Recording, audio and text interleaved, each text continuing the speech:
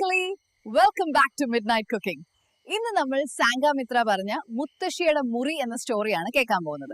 അന്ന് എനിക്ക് വെറും 10 വയസ്സ് മാത്രമാണുള്ളത്.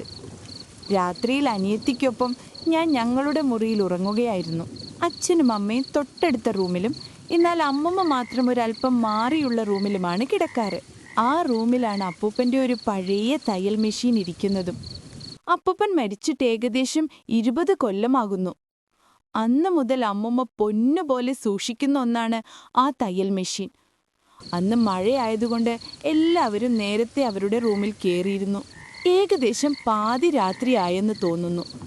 ഞാൻ ബാത്റൂമിൽ പോകാൻ വേണ്ടി ഉണർന്നു. പോയിട്ട് വന്നിട്ടും എനിക്ക് ഉറക്കം വരുന്നില്ല.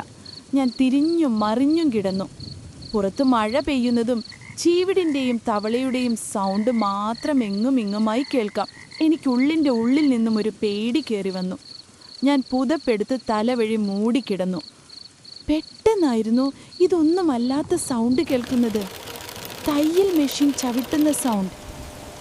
പാതിരാത്രി, എല്ലാവരും ഉറങ്ങുന്ന സമയം. ഉള്ളിൻ്റെ ഉള്ളിൽ നിന്നും ഒരു കുളിരനുഭവപ്പെട്ടു. അത് ഭയമായി മാറി.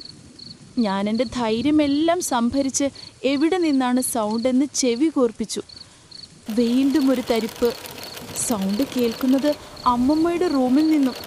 പകൽ പോലും അമ്മമ്മ അത് യൂസ് ചെയ്യാറില്ല. ആരെങ്കിലും അതിൽ തൊട്ടാൽ പോലും ദേഷ്യപ്പെടുന്ന അമ്മമ്മ.